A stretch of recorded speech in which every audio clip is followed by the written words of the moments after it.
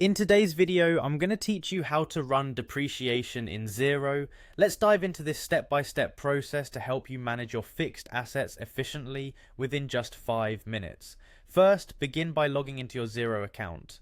Open your web browser and head over to the Xero login page. Once there, click on the login button located in the top right corner of the page. After that, enter your email address and password. Make sure you've entered your credentials correctly to avoid any login issues. Once your details are in and everything looks good, click on login again to access your Xero dashboard. Now that you're logged in, navigate to your dashboard. This area serves as your home base, providing an overview of your financial information.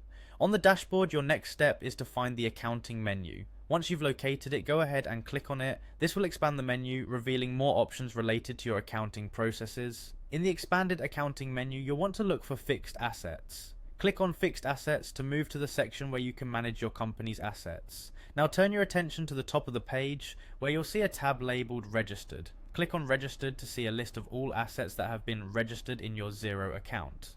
It's now time to run the depreciation. This is an essential step in managing your assets as it allows you to allocate the cost of an asset over its useful life.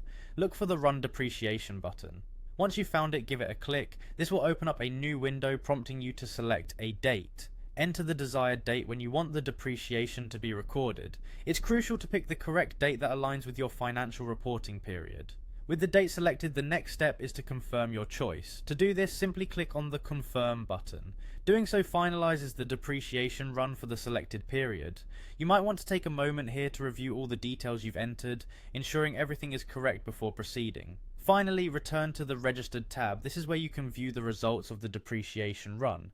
Your asset values will have been adjusted, reflecting the newly calculated depreciation. It's always a good idea to check these values to ensure everything has been processed accurately. And there you have it, you've successfully run and recorded depreciation in Xero. This functionality within Xero allows you to stay on top of asset management easily, facilitating better decision making for your business. Thanks for watching, and see you in the next video.